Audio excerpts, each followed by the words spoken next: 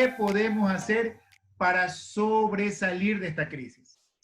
Primero, reducción de costos. Te sientas en tu puesto y lo que tienes que evaluar es qué bienes o gastos suntuarios yo tengo. Hay compañías que tenían un ejemplo, una pequeña cafetería, unos consumos especiales para los empleados, todo lo que es suntuario, todo lo que era de lujo. Todo eso tiene que eliminarse. Todos los gastos suntuarios. Inclusive, si tenía TV cable en mi trabajo, no es idóneo tenerlo en este momento. Todo consumo fijo que no te genere rendimientos o generación de ingresos, lo tienes que eliminar de entrada.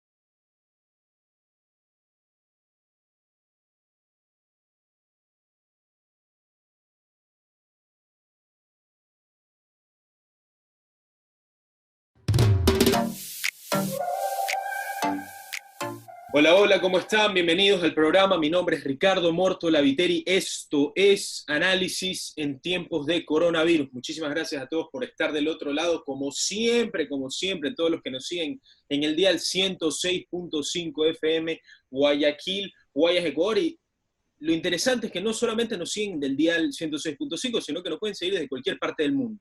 Les digo cuáles son las tres opciones. La primera, en www.marielatv.com, esquina superior izquierda de la página web, encuentran el logo de fuego, le ponen play y nos podrán escuchar desde cualquier parte del mundo con tal de contar con internet. También nos siguen nuestras dos otras opciones, son nuestras dos redes sociales más activas, Instagram y Facebook. Gracias a todos los que nos ven en este momento, que nos están viendo en este momento, todos los que nos ven desde Facebook e Instagram. Compartan el video, denle like, comenten todo lo que quieran comentar y repartan pues todo lo que puede ofrecer Mariela TV y Radio Fuego, que ofrece los mejores conversatorios, los mejores análisis, las mejores opiniones y las mejores noticias, como siempre, tanto en análisis en tiempos de coronavirus, a las 5 de la tarde, todos los días 5 de la tarde, la cita aquí, y a las 12 del día en ¿Qué pasa con Mariela? Ya estarán viendo a nuestro primer invitado, lo voy a presentar en este momento, es el ingeniero Juan José Sabando. Ingeniero, muchísimas gracias por estar con nosotros, bienvenido a nuestra casa. Gracias, Ricardo. Buenas tardes. Muchísimas gracias por la invitación también. Ingeniero, muchísimas gracias a usted por estar aquí. Primero que nada, antes de tocar punto a punto todo lo que tenemos que tocar sobre lo que ha pasado con el COVID-19, con la pandemia, me gustaría preguntarle cuál es la situación actual en la que está Guayaquil. ¿En cuál es la situación actual del COVID-19? Guayaquil parece que le ha perdido el miedo, parece que prácticamente se ha extinto al menos por el comportamiento de la gente del COVID-19, mientras Quito es otra historia completamente diferente que está a punto de pasar nuevamente al rojo. Cuéntenos, ingeniero. Perfecto. Desde mi punto de vista, lo que ha pasado en Guayaquil, lo peor es lo que experimentamos en el mes de abril y de marzo y abril. Actualmente, sí, efectivamente, no estamos tan saturadas las casas de salud, sin embargo, estamos con pacientes. No olvidemos que, además de la enfermedad COVID que estamos en estos momentos combatiendo en todos los hospitales del Ecuador, tenemos las enfermedades de siempre. Infartos, tenemos problemas de azúcar, tenemos accidentes cerebrovasculares, accidentes de tránsito. Entonces, no por el hecho de que escuchemos de que ya los hospitales no están saturados como a principios de la pandemia, no tenemos que bajar las guardias, como tú bien lo mencionas, Ricardo. He visto en los transcursos que yo tomo desde mi casa al hospital, acá en el sur donde trabajo, efectivamente ves a las personas usando mascarillas, pero haciendo un mal uso de las mascarillas. Entonces ahí la medida de prevención o la medida de barrera no se estaría cumpliendo de manera efectiva. Así es, ingeniero.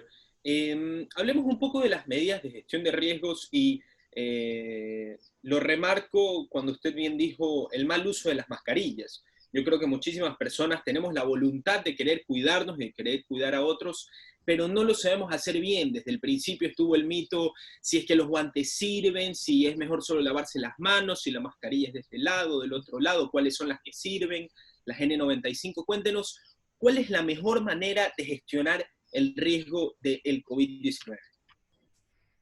Bueno, es una buena pregunta. Yo lo que te respondería al principio es conocer el riesgo, es empaparnos sobre contra quién estamos tratando, contra quién estamos combatiendo o de quién queremos defendernos. Te recomiendo a todos tener claros dos términos sencillos en temas del riesgo, que viene a ser peligro y riesgo. Peligro es cruzar la calle. ¿Qué nos podría pasar a nosotros al momento de cruzar la calle o si queremos cruzar la calle? Nos pueden atropellar, nos pueden robar, nos podemos perder en el camino. Entonces, para eso, obviamente, nosotros estudiamos. Quiero cruzar la calle, ¿para llegar a dónde? Si quiero cruzar la calle, nuestros padres nos enseñaron una medida preventiva, ver a ambos lados para evitar el accidente. Conociendo esos dos términos, es importante ahora saber de que dependiendo de la actividad o el lugar donde nosotros nos encontremos, el riesgo aumenta. Puede ser mayor, medio o alto el nivel del riesgo. ¿A dónde quiero llegar, Ricardo? No es lo mismo estar expuesto en un hospital a estar expuesto en tu casa, en un jardín. ¿Ya? Obviamente tienes mayor probabilidad de que te enfermes de COVID en un hospital que en tu casa. Entonces, partiendo de eso, tenemos que tener bien claro todas las medidas que más adelante podemos ir conversando. Mencionabas el tema de las mascarillas, efectivamente. Yo te hablo desde un punto de vista que tengo 7 años trabajando en un hospital, en un ambiente de salud, donde es normal ver personas con mascarillas o uno usar mascarillas. Pero para llegar a eso, para llegar al punto de que tienen que obligarte a usar la mascarilla como ahora es una ordenanza, lo ideal es la comunicación, la información. ¿Qué es una mascarilla? ¿Cómo se la usa? No tenemos que tocarnos la mascarilla con las manos a cada rato porque nos las estamos ensuciando. Lo que estamos evitando que ingrese directamente a nuestro organismo a través de la mascarilla y nosotros tocándolas, ahí nosotros nos estamos exponiendo. nosotros también no teníamos una cultura de higiene tan alta como la cual estamos aprendiendo ahora. No nos lavábamos las manos de manera tan frecuente como lo hacemos ahora. O si es que lo hacíamos, no lo usábamos usando jabones líquidos o geles desinfectantes, cumpliendo un 70% de porcentaje de alcohol en su contenido. Así es, ingeniero. La seguridad y la bioseguridad de los establecimientos que han sido reabiertos en este semáforo amarillo en Guayaquil y en varios cantones del país. Las medidas de bioseguridad han sido plasmadas, pero me parece interesante, usted plasmó el peligro y el riesgo. Si es que yo voy a un restaurante con todas las medidas de seguridad, ¿cuál es la probabilidad que yo me pueda contagiar? Porque la pregunta está en qué está en mis manos y qué no está en mis manos. Y me pongo a pensar en un posible rebrote, que es algo que pues se ha pensado, está pasando en este momento en Beijing, según las noticias que he leído. Así que me pregunto, ¿usted cree que el rebrote está en nuestras manos? ¿Usted cree que depende 100% de nosotros la enfermedad? ¿O cree que hay ese porcentaje que está en el aire, por así decirlo? Depende mucho de nosotros, depende mucho de nosotros. Creo que casi el 95%, pongámosles, depende de nosotros. Depende de nuestra cultura, depende de nuestra honestidad. Porque depende de uno mismo decirse que yo me siento mal, yo creo que estuve en contacto con alguien, creo que alguien me estornudó y le tengo miedo, me siento con fiebre. Si es que yo tengo alguno de esos síntomas, si es que soy una persona consciente, debería evitar esos lugares donde es muy probable que haya más personas sin esa patología. El tema de, aquí en Guayaquil podemos hablar por la ordenanza que existe, se han implementado, como tú bien mencionas, muchas medidas de bioseguridad, pero yo creo que ya todo va a caer en la persona, en el individuo. Si es que yo decido, sí, usar mascarilla, sí, usar bien la mascarilla, nosotros no podemos estar con un policía o con un agente privado de seguridad al lado de cada cliente para que estemos ahí pendientes de que se esté lavando las manos o que no esté estornudando por ambos lados. La señalética visual, o sea, la identificación visual que nos dice, por favor, use mascarilla, ayuda. Pero igual, Ricardo, o sea, si es que una persona no quiere hacer caso, ahí es cuando se complica la cosa. Estas ordenanzas, y perdón porque me baso en esta ordenanza, pero ya al ser algo legal, ya la gente debería cumplir, si es que ya es algo legal. Existe una ley que te dice, por favor, hazlo, o si no, tienes una multa. Entonces, nos pueden estar sancionando desde medio salario básico unificado, $200, hasta más o menos unos 6 salarios básicos unificados. Pero más que el tema económico es el tema salud. ¿Ya? Nosotros tenemos que enfocarnos, ok, cuando el virus estaba llegando, hablábamos o se escuchaba de que realmente no, a los jóvenes no les afecta. Entonces los jóvenes se confiaban, no, pero a mí no me afecta. Pero se olvidaban que ellos viven con sus padres, visitan a sus abuelos, y ahí es cuando se crea esa infección cruzada. Y eso es lo que se debería evitar, Ricardo. Así es. Estamos con el ingeniero Juan José Sabando. Ingeniero, usted también es asesor político en el cambio climático. Cuéntenos un poco, antes de seguir con el tema COVID-19, ¿cómo ha cambiado el mundo en el ámbito de cómo se denominaría en el idioma inglés, eco-friendly?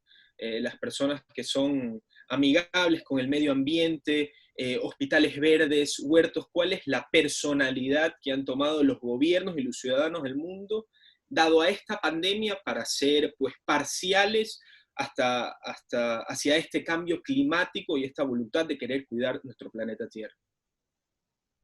Bueno, gracias por la pregunta. Considero, bueno, lo que se ha visto es que efectivamente en todo este tiempo de pandemia los niveles de emisión de gases de efecto invernadero de la atmósfera han disminuido totalmente, partiendo de que los gases de efecto invernadero son producto de las actividades normales que hace un ser humano para satisfacer sus necesidades. Pienso que esta pandemia, en el momento de cuarentena, cuando estuvimos guardados con nuestras familias, nos dimos cuenta de qué es lo realmente necesario para nosotros. O sea, nosotros queremos que nuestro papá esté sano, nuestra mamá esté sana, nuestro núcleo familiar esté sano, y estamos tranquilos. No necesariamente queríamos tener el último celular, no necesariamente queríamos estar sanos, y con agua, con un techito donde nosotros podamos subsistir.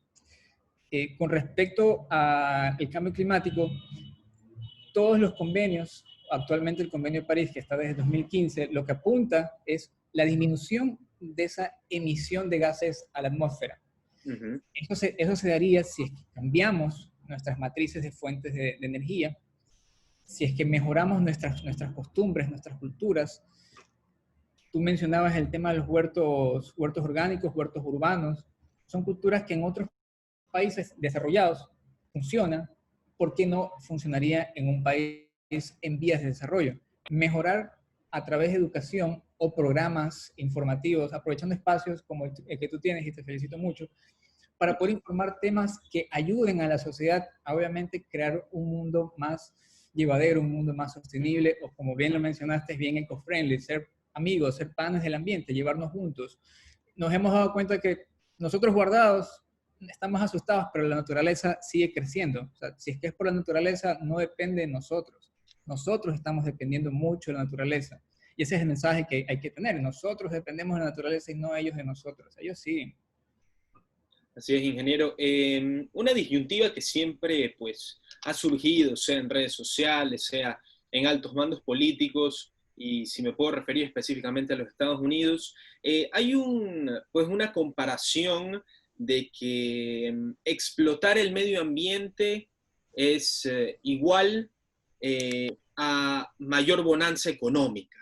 Y esto lo ha demostrado, por ejemplo, pues el presidente Donald Trump, al no haber entrado al tratado, al Acuerdo de París. ¿Podría explicarme, ingeniero, o podría desmentir, si ese es su deseo, para todas las personas que creen debemos explotar el medio ambiente, debemos crear los mayores espacios, cortar la mayor cantidad de árboles, sacar la mayor cantidad de petróleo, explotar la mayor cantidad de minas, para así la bonanza económica, y lo que pase mañana no es mi problema? ¿Cómo podría desmentir este pensamiento, ingeniero? Exacto, o sea, vas a tener una bonanza económica, pero a costa de, ¿ya? Exacto. ¿Cuánto tiempo tú vas a tener ese ingreso económico que no siempre va a ser al mismo nivel de intensidad? ¿Cuántos animales o especies, ecosistemas estás destruyendo para obviamente satisfacer las necesidades? Como mencioné hace un momento, salimos del camino y estamos buscando más bienes para ser felices, cuando realmente la felicidad no va por ese lado, no va por la riqueza. Pienso que eh, son comentarios muy políticos, muy influenciados por poderes de interés, por grupos de interés, porque hay bastante, Ricardo, hay muchísima información científica, datos científicos. Cada 5, cada 2 años hay las convenciones mundiales de medio ambiente, donde a través de datos certifican y evidencian cómo la temperatura ha ido aumentando desde que el ser humano inventó las industrias. Cómo también se ha evidenciado ciertas emisiones de gases de efecto invernadero que han disminuido gracias a políticas ambientales que se han implementado. Pero viene el tema político. Cuando uno escucha, al menos nosotros, aquí en Ecuador escuchamos políticos y como que nos asustamos, cuando realmente política debería ser administrar todo un país buscando el beneficio común, el beneficio de todos, que en base a mi punto de vista, por mi experiencia, por mi formación académica, yo pienso que eso es teniendo un ambiente sano, seguro y saludable para todos. Eso, en base a mi criterio, es el bien común. Entonces yo siempre voy a ir defendiendo las cuestiones en base al bien común, que en base a mi criterio es un ambiente sano y equilibrado para todos. Así es, ingeniero. Retomando un poco el tema del COVID, de la pandemia, del COVID-19, me gustaría preguntarle, claramente los héroes principales, los principales protagonistas de esta pandemia son los doctores en el ámbito de la sanidad, definitivamente no solo por salvar vidas o por intentar salvar vidas, sino por exponerse al COVID-19, y esto era algo que no era previsto, que apareció de la noche a la mañana, por así decirlo, para algunos países. Y yo le pregunto, doctor, ¿cuál fue el procedimiento de metamorfosis de los médicos, de los enfermeros, de los doctores, en el ámbito, principalmente en Guayaquil o en su hospital, para que pueda darnos una explicación más ampliada, de cómo fue el cambio. ¿Llegaron los pacientes de COVID-19? ¿Cuáles eran los procesos? ¿Cuáles fueron las innovaciones? Y hoy en día, ya pasados 4 o 5 meses del primer caso en Ecuador, ¿cuáles son los procedimientos que se deben seguir cuando llega un paciente de COVID-19 a un hospital ecuatoriano? Bueno, quisiera recalcar que hubieron muchos héroes y siguen Así es, habiendo muchos héroes así es. en la emergencia. Mencionaste a los médicos, hay que mencionar a las enfermeras, a las licenciadas, a las auxiliares, a los chicos que limpian. Imagínate, fallece un paciente con una enfermedad muy peligrosa y tiene que ir alguien a limpiar eso. Entonces, y él también tiene su familia y tiene que regresar a la casa. Fueron momentos difíciles, fueron momentos en los cuales uno iba viendo cómo cada día perdía un familiar o un amigo. No conozco hospital que no haya fallecido algún personal de salud en el campo de batalla, como bien lo has mencionado. Pero bueno, todo esto empezó aproximadamente en diciembre, no quiero mentirte, en diciembre del año pasado ya empezamos a ver el tema de que existe algo que está pasando al otro lado del mundo que pasa de persona a persona. Cuando la cosa se puso mucho más seria fue cuando llegó Brasil. Cuando llegó Brasil ya uno sinceramente dice, ¿será que puede pasar? Entonces ahí quisiera mencionarte unas preguntas que en temas de riesgos siempre me las repito para en base a eso tomar decisiones. ¿Qué podría pasar? ¿Qué tan frecuente ocurre? ¿Cuánto tiempo duraría la exposición? ¿Y qué tan probable es el evento? Entonces, ¿qué tan probable es de que alguien de Brasil llegue a Ecuador? Entonces, en base a esa pregunta uno dice, bueno, es probable, no es probable, pero existe la posibilidad. ¿Qué se toma en cuenta? Hay que conocer el virus. Conocíamos que el virus se transmitía, era un virus, coronavirus, conocido porque generalmente produce enfermedades respiratorias. ¿Qué es lo que se aplicó aquí? Se siguieron los lineamientos de fuentes oficiales, que en este caso es la Organización Mundial de la Salud, como ente máximo de salud, siempre aterrizándolo a nuestra realidad con las normas del Ministerio de Salud Pública también. ¿Qué es lo que se hace en los hospitales? Se implementó un área de triaje respiratorio, Ricardo.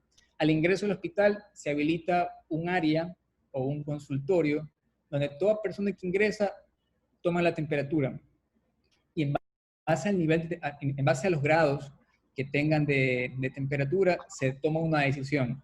Si es que tu temperatura es de 36 o debajo de 36, estás en una temperatura normal. Si tienes por encima de aproximadamente, lo consulté hoy día, de 37.8 ya es una febrícula, 38 ya es fiebre, por lo cual un doctor debería en un área cerrada, o sea, con puertas cerradas, pero con ventanas abiertas y bien aireadas, un doctor es quien te valora y te hace la investigación médica, ¿ok?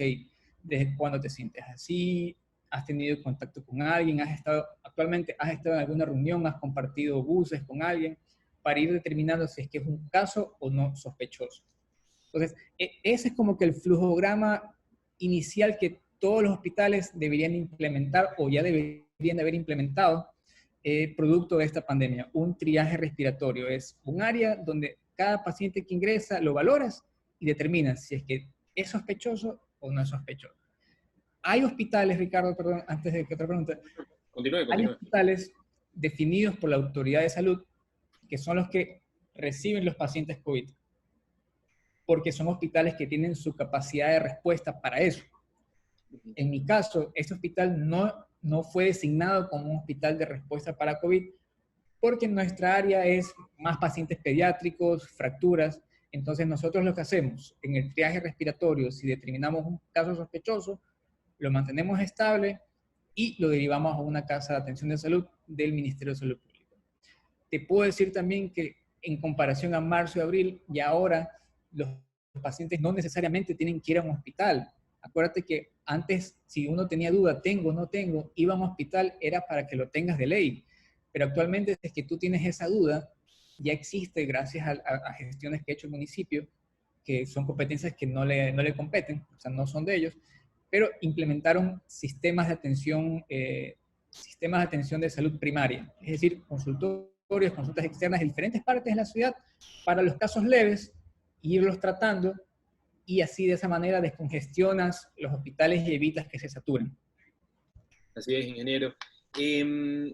Claramente el trabajo como usted ha dicho, de todo el personal de salud, y no solamente los chicos de limpieza, las enfermeras, sino también me pongo a pensar que no tienen nada que ver con la salud, hasta los chicos, yo qué sé, repartidores, los chicos que salían a las calles, los que reparten periódicos, bueno, todos son Los que héroes. limpian las calles, Ricardo, los que limpian las calles, los que nos traen al trabajo, los conductores, los vigilantes de tránsito, los bomberos. Ricardo, los bomberos aquí en Guayaquil con sus ambulancias no han parado, y así era un virus nuevo y no tenían ni idea de contra qué se estaban enfrentando. Se equiparon y salieron todos los días a atender emergencia tras emergencia. O sea, un aplauso para ellos realmente. Así es, ingeniero. Me gustaría hacer un análisis, detenernos el día de hoy, miércoles 17 de junio, y ver hacia atrás, y ver hacia mediados de febrero, hacia inicios de marzo. Y hay una teoría conspirativa que me gustaría discutir con usted. Entre mis amigos le diríamos idea tripeada, porque así hablamos nosotros. Esa idea de, ¿fue la paciente cero la paciente cero? En este programa hemos hablado muchísimo con varios expertos de medicina, expertos pues, de política, que los políticos hablan de todo. Entonces, ha salido esta idea, esta teoría conspirativa.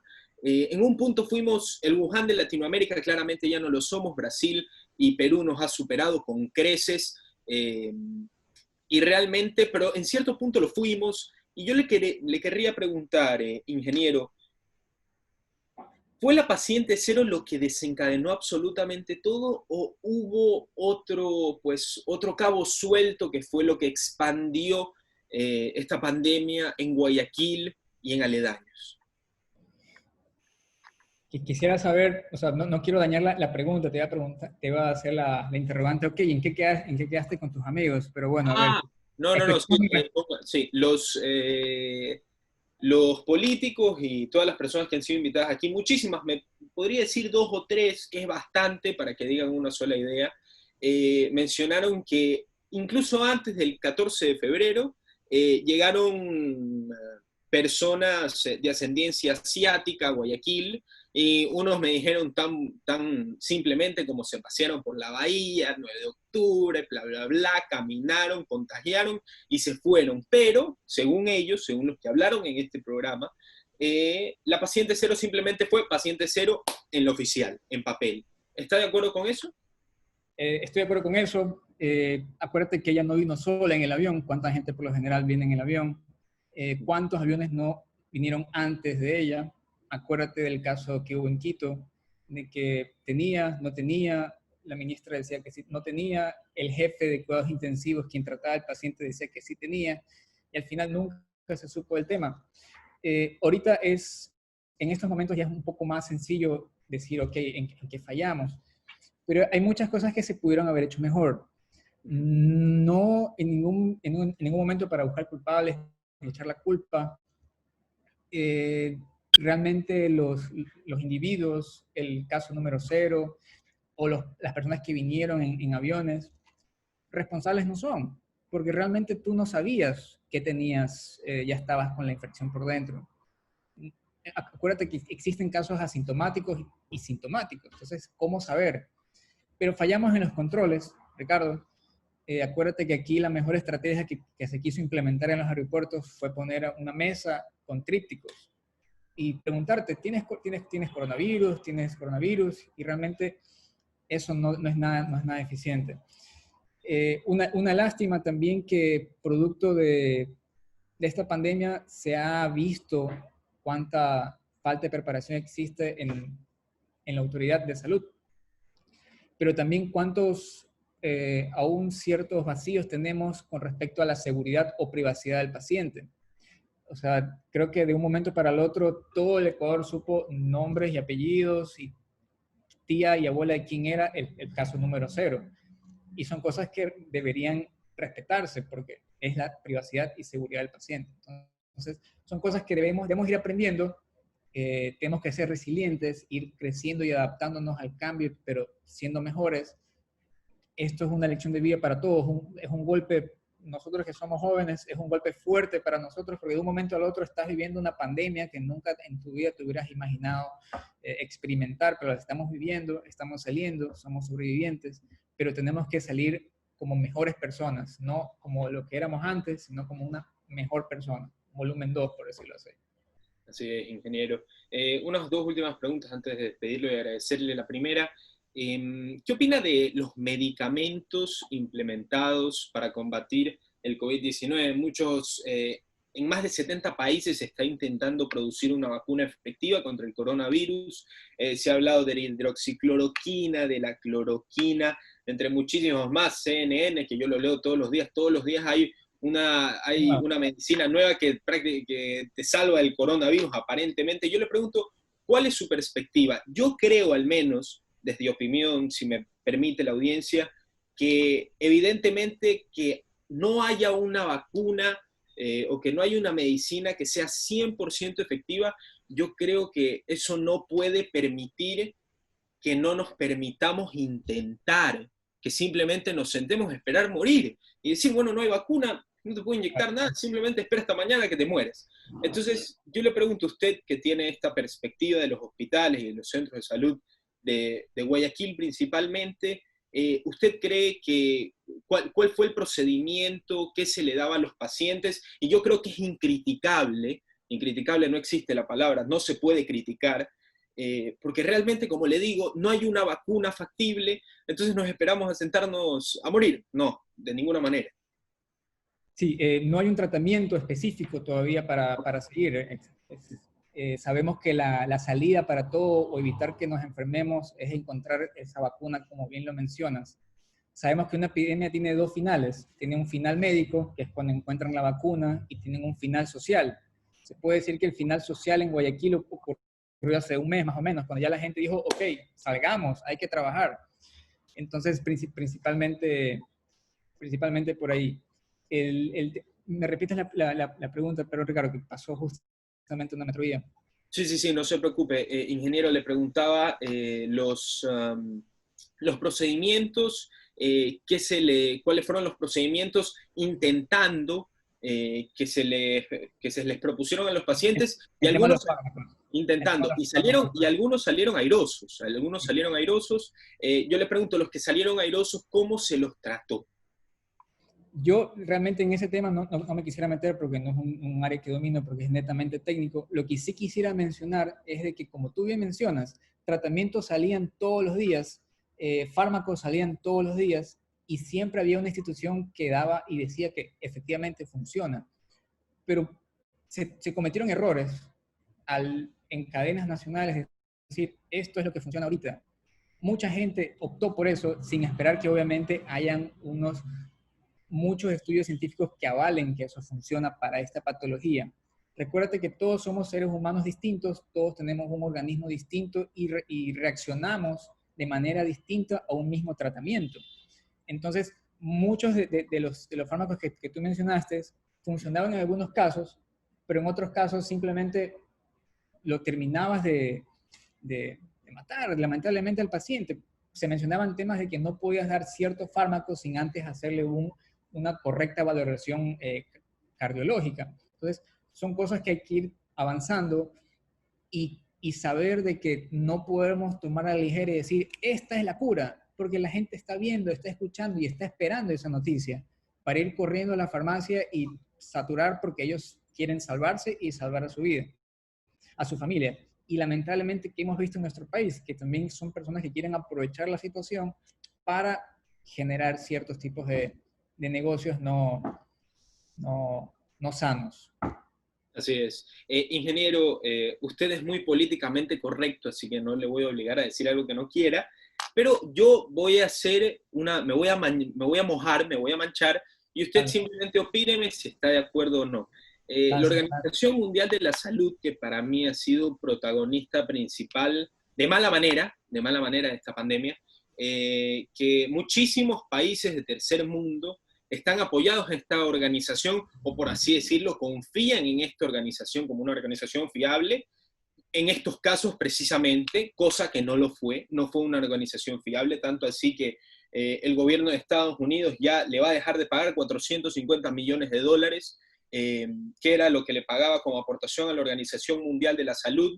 El director de la organización, el etíope Tedros Adhanom, da instrucciones desde su departamento de Ginebra, y lamentablemente en todo lo que dice, o en casi todo lo que dice, se ha equivocado y ha sido demostrado. Y para rematar, yo le podría decir, y con toda certeza, ya lo he dicho, lo vuelvo a decir, ha alcahueteado a China porque no nos avisó al resto del mundo lo que estaba pasando en su momento. Taiwán se lo advirtió a la OMS está en papel, no es que yo me estoy inventando ninguna teoría conspirativa, está en papel, y la OMS...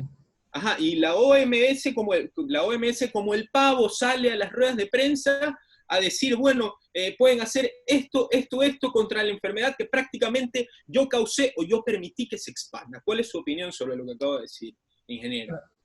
Bueno, no estás tan lejos de mi criterio con respecto a la OMS. Después, que yo también antes de la pandemia vi a la OMS, y te lo mencioné, como la máxima autoridad de salud, de la cual tiene que levantar normas y los países crear leyes en base a esas normas. Pero efectivamente se han equivocado. También leí esos artículos de que a partir de noviembre ya empezaron esos datos por allá. Taiwán tocó la puerta a la OMS, dijo, por favor, algo está pasando por ahí, yo ya cerré mis fronteras, pero hagan algo con los chinos. También leí el tema de que supuestamente, no tengo las pruebas, pero se lee, y es que se reunieron también representantes de China, por no decir el presidente, con los directivos de la OMS, para de cierta manera aguantar el tema. Pero, ¿y cuál es el resultado? Aguantar el tema por fines políticos, fines económicos, grupos de interés. Como bien lo mencionaste, hace menos de un mes Estados Unidos era el que mayor aportaba a la Organización Mundial de la Salud, esperando unos resultados para estos momentos. O sea, la Organización Mundial de la Salud ahorita tuvo que haber actuado de manera eficiente y realmente no falló.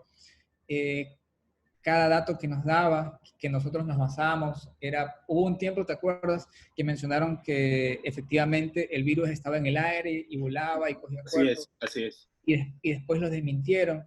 Entonces, ¿qué es lo que creas ahí? Una desconfianza. O sea, ya la gente que te creía ya no te cree nada. Y en temas de salud no puedes simplemente perder la desconfianza, no puedes ocultar la información. Yo pienso que muchas cosas están pasando, se han hecho mal. No quiero tampoco buscar culpables, echar la culpa, pero se han hecho mal. El tema de información, Ricardo, es vital para tomar decisiones en un desastre. No puedes simplemente decir, salgamos a la calle sin saber realmente cuántos casos hay afuera. Tengo entendido que no estamos haciendo la cantidad de datos o tomando los datos suficientes diariamente para tener una magnitud real de cómo estamos al nivel nacional. Pero realmente estimo y estoy seguro que nuestro personal médico y el personal administrativo médico tomará las mejores decisiones. Lo espero realmente, Ricardo, espero realmente que tomen las mejores decisiones porque son vidas las que están en riesgo. Bien lo mencionaste también que aquí ya pasamos o pudimos haber pasado lo más fuerte. No ha terminado, aún no ha terminado, pero hay otras provincias que recién están empezando a saturarse todo su sistema de salud. Y ahí es cuando la cosa se pone bien complicada. Así es, ingeniero. Claramente, quiero recalcar su frase en una pandemia todos somos víctimas, estoy completamente de acuerdo, y yo creo que seguramente como en muchísimas organizaciones, y me refiero específicamente a la OMS, seguramente hay personas honradas y que están haciendo todo lo que pueden, y yo creo que generalizar tampoco es la mejor manera, pero lamentablemente, ingeniero, y hay que decirlo, justamente la OMS, como usted lo dijo, está para estos casos. Y si tenemos que generalizar, la OMS ha fracasado. Lamentablemente para ellos y lamentablemente para nosotros, porque así es, hemos sufrido las consecuencias. Ingeniero, muchísimas gracias por estar con nosotros, ha sido un placer tenerlo. Disculpe que le hayamos robado 40 minutos, me quedaría 40 minutos más, ojo, me quedaría 40 minutos más, pero tenemos cierto tiempo, ingeniero. Muchísimas gracias. No, Ricardo, muchísimas gracias a ti. Nuevamente te felicito por este espacio que has creado. Es un momento muy bueno en el cual tienes que aprovechar para mandar mensajes de positivismo, de que podemos salir adelante, de que tenemos que seguir cuidándonos y de que no tenemos que aflojar porque esto aún no está terminado. Muchísimas gracias, Ricardo. Un saludo a la distancia y que todo esté bien contigo y con toda tu familia. Muchísimas gracias, ingeniero, igualmente. Cuídese. Hasta luego. Chao. Hasta luego.